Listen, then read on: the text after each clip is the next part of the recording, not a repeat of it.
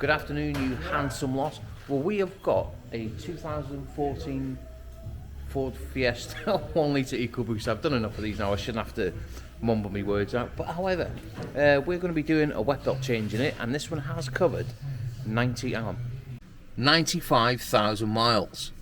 Now, I know I do a lot of these videos with these wet belts and changing them and stuff, but they're all various mileages, and I just like to show people the different scenarios, even though it's the same job, the different scenarios that we can come up against, whether it be rusted bolts or the block pickup or stuff like that. So yeah, I don't like being repetitive, but we're going to crack on and get this job done. Now, before we go getting involved in it, what I've done a full vehicle diagnostic check, and we've got nothing in the power control module, so we're going to go ahead and jump around and undo that little 8mm there and disconnect the battery. Now, for me personally, the longest part of this job is getting the actual exhaust off out of the way so we can get the sump on. Now, what I like to do, the exhaust fan's going onto the intermediate pipe. I like to drill the two studs, and the reason for that is because we can knock them out and put fresh nuts and bolts in, and it makes life a lot easier. Because these bolts up there, they come round and you can spend for ages, so I just find drilling them is the easiest way. Now, with that exhaust flange disconnected, I've gone ahead and got myself a couple of little receptacles to drain the oil out of, and also the coolant. I'm going to put the coolant pipe back on now, and then what we can do is drop the vehicle down and make a start on everything up above. Well, we're back down now at working height. Now, on these you have to take the air conditioning pump off. Sometimes the bolts come undone, sometimes they snap, but we're not at that stage yet. What we're going to do is just degas the air conditioning. The simple reason being, you don't have to, but I like to. With it being on these little Fiestas, you haven't got much room and everything is nice and cramped. The more room, the better. If you're able to degas the aircon, degas it. Make life just that little bit easier for yourself. Now, I'm going to make a start on removing all the induction side of things. I'll make a start on, do we go rocker cover? No, let's get this exhaust off. Well, I've gone ahead now and removed all the intake pipe from down this side going to the turbine. Nice little pile. We love piles, don't we? Well, we don't, but you know what I mean. Piles of that. Anyway, we've got a little 8mm now on this plastic alternator belt cover, and we can take the vehicle up in the air, get the alternator belt off, and then we can get access to the bolts of the heat shield, and hopefully, providing that the bolts come out of the alternator, out of the air conditioning pump, because they can snap a rooney. Right, well, I have got the vehicle back up in the air, and we have run into a problem. Can I zoom a rooney in? Yeah, this bottom bolt here on the air conditioning pump has seized. So what we're going to do, get a little bit of heat on it and see if we can get it undone. If we can't get it undone, we're not going to snap it. We're going to try and overcome it somehow. Yeah. Now, when you're warming up aluminium, it's going to melt before you get it red. So you just got a gentle heat and it might come undone. But we'll find out.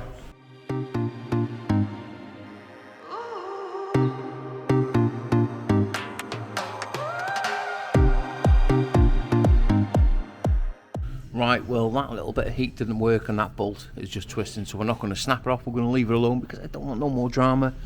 But however, we are going to struggle because the two 10mm by there and the one just slightly up above it, they have corroded, so we're going to be on a bit of a fight on our hands here. But yeah, we will get round it and I'll show you how I do it. Now, these little 10mm on the actual heat shield themselves, because they were all rounded and rotten and corroded, what I've had to do, get myself a little air chisel and literally just buzz it round until I can do it with either a pair of pliers, grips, or what have you, and it come out. But yeah, little things like this can set you back ages. You know, you just can't put a time on it. They can be a nightmare. Right, now with that vehicle back down to working height, and we have got the heat shield off, and the 4 bolts that hold the catalytic converter to the turbocharger. Now these can also be a little bit of a nightmare. But what I like to do is give them a good coating and some Launch Power Lube Plus, and that'll give them a good chance of coming out nice and easy. Now, with that all off, we need to take it back up in the air and try and wiggle this cat out of the way so we can remove the sump. That's stupid, absolutely stupid design this is, but nevertheless we need to get it done. Right, now with a little bit of a struggle, we have now got that catalytic converter off, which is right by there. And how I've had to do it is just remove this auxiliary water pump, which bolts to the fan cowling, and we can tuck that right up out the way like so, and then that cat, with a little bit of a fiddle, will just slide out. Right, now we can go ahead and get this sump-a-rooney off, I think. Yeah, we can get the sump off.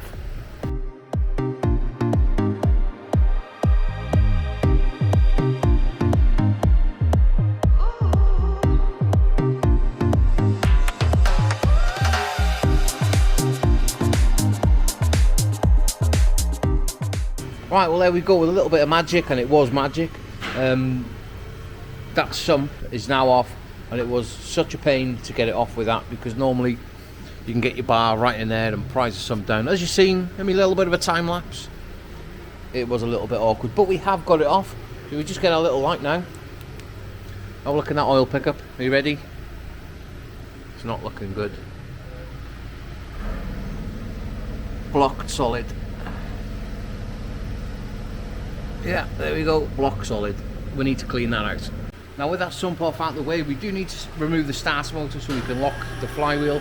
And how I do it, the 110mm closer to the engine side, simple enough to do, but the 13mm gearbox side can be a little bit of a nightmare. But how I do it, I come through the passenger inner wheel arch with a little bit of an extension right up there with a wobbly end on it, and I can get it out that way.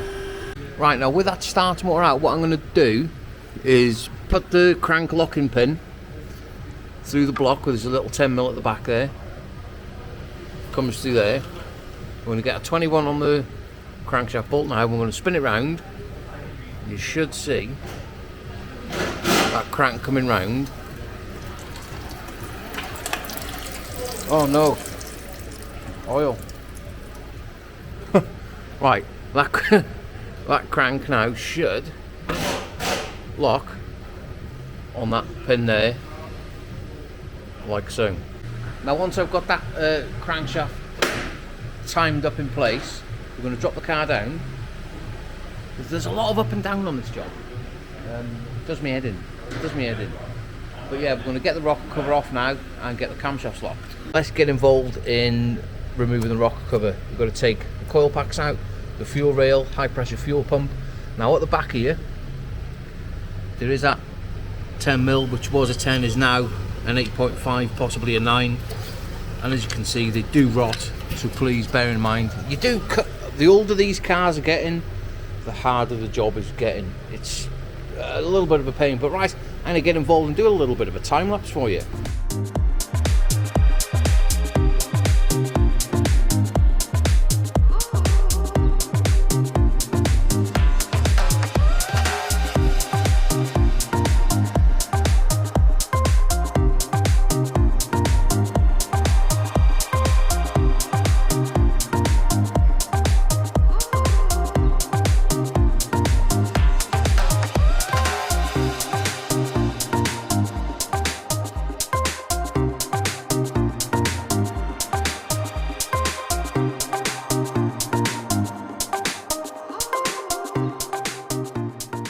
Right, now with a little bit of magic, that rocker cover is now off. Now we do need to get on a 21mm on the crank down there. Now I have removed the crank locking pin, because we need to get these camshafts lined up. Now cylinder 3, camshaft lobe needs to be pointing about to, where's my ratchet gone? Where's my ratchet? Hang on, there it is. Right, let's get on the crank. And wind it over and get them lobes about 2 o'clock, so we can get camshaft carry up. Now can I do it perfect? We will find out.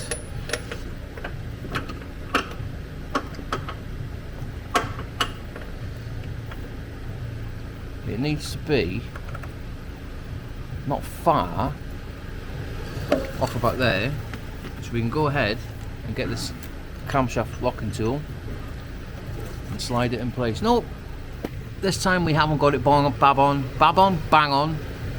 We do need to give it a little bit of a fiddle so it falls into place. a little bit like that. Perfect. Right, well, with that engine all timed up now, and I've also got my reference marks on the flywheel and the bell housing. Let's go around the back here, and the flywheel locking tool, which is in place. We can now attach our torque multiplier. Do you need it? You can undo these with the bar, but if you've got the tool, why struggle? Use the correct tools for the job and make life a lot easier. Right, let's get this crank pulley off. Now, with that crank pulley off, I am getting so many questions. Oh mate, I've done my wet belt and my car won't start, and I'm getting this cam crank correlation fault. Now it's probably going to be because you haven't timed this reluctor ring up on the back there, or it's dropped it and damaged it. Please be extra careful, and I'll show you how you time these up when we get to it. Right, well, I've plodded on now. We've removed all the bolts out of the timing cover, and how I support it is with a jack, and I've put the drive shaft mount back on just so I can support that engine when we take the engine mount off. Now, when you take all your nuts and bolts out, get yourself a little bit of a cardboard box, put some holes in it, and then you're not losing your bolts, and you always remember where they come from, because they are different lengths. Right, I just need to get a little bit of a pry bar now and get this timing cover off. And there we go, with a little bit of magic, that timing cover is now off.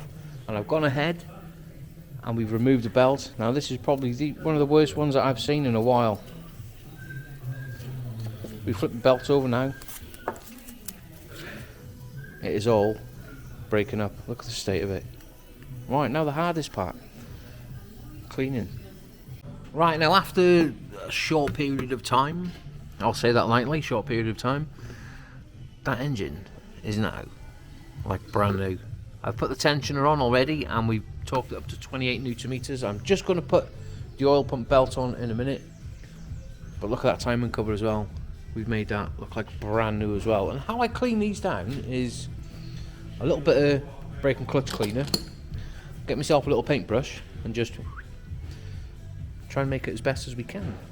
Right, well, there we have it. We have now got the brand new timing belt tensioner and a brand new oil pump belt on.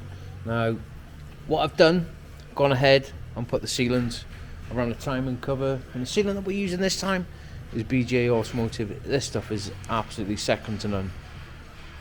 It's probably, if not better, than the OEM stuff. Now, put a little bead on it all the way around.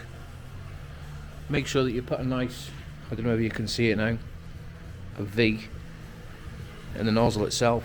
You'll get a nice application of it. Right, we'll leave this now a couple of minutes, let it get a little bit of a skin on it, and then we can put it back on and get it torqued up.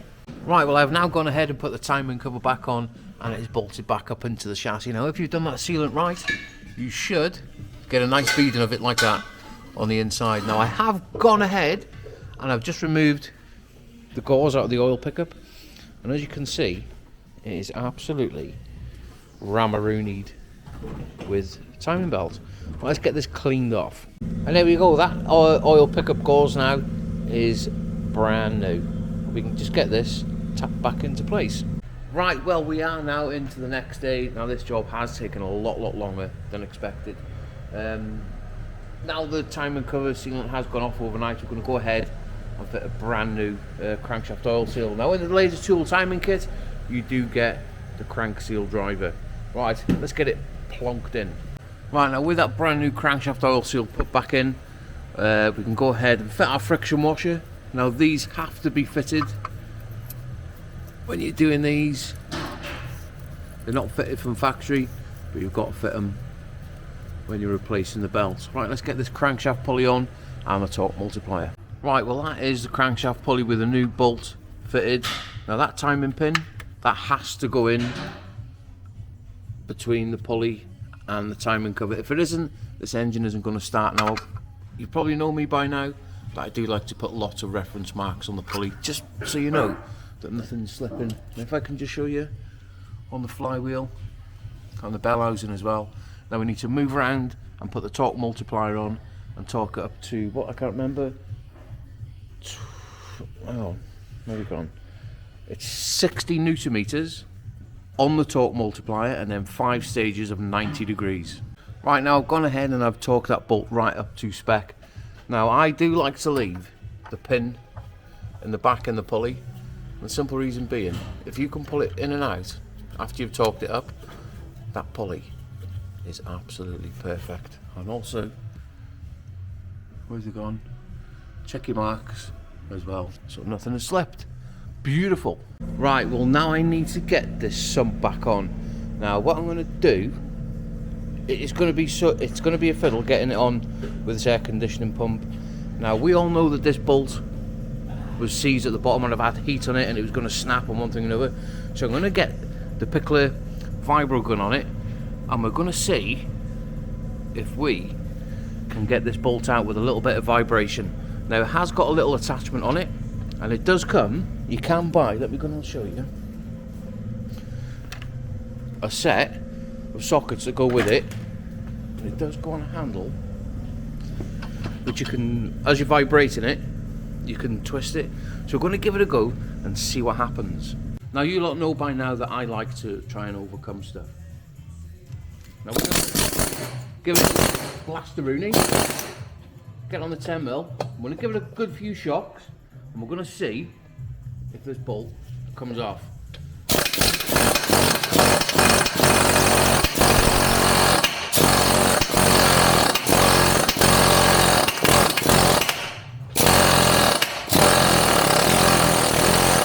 No way is that just come undone. No way. Look at that. Dreamy. Right, well with that air conditioning pump now off there, and that has made my day doing that. So much easier. Right, we can plod on. I put the sealant on, we waited about 5 minutes, let a little bit of a skin go on it. Now we can offer it back up to the block itself. Now I like to put a little bit of sealant there, just by the timing cover to the block, and also on the rear crank seal as well, just on the corners. So, right, let's get it up. Right, well I've gone ahead now, we've put everything back together underneath pretty much. We've got the cat on, we've got the air conditioning pump, which I'll just flick the camera around. These bolts at the bottom here, I have used plenty of grease, so we're not going to have that problem again if it ever needs to come off. Right, let's drop the car down and put all the top end together.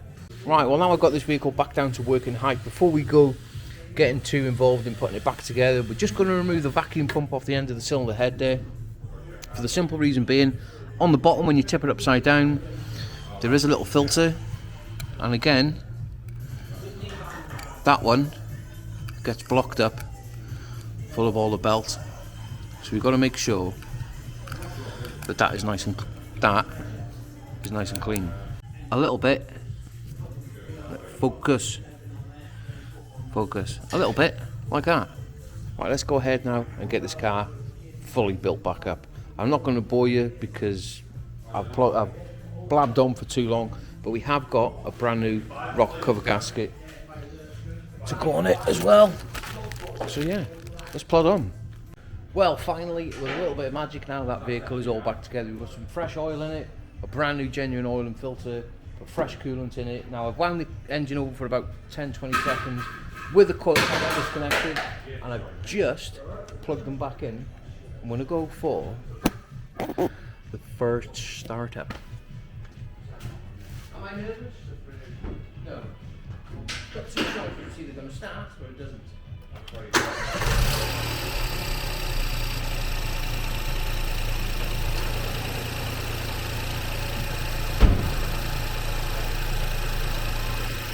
And there we go, just like that car now is back up and running. I've had a headache with it, but yeah, it's running. Well, at last, finally, this job is now complete. I've took it up in the air, we're now running at 77 degrees. It's not up to operating temperature just as yet. I've got no leaks underneath whatsoever, and the car is running absolutely perfect. All the short and long term fuel trims are sitting somewhere near. I'm not going to bore you any longer because I'm going for my lunch. But yeah, that video just shows you how a routine job that I've done many of them can turn sour really quickly. But yeah, hope you've enjoyed the video and hope you've enjoyed the process of how I get about things. So yeah, anyway, let's get some.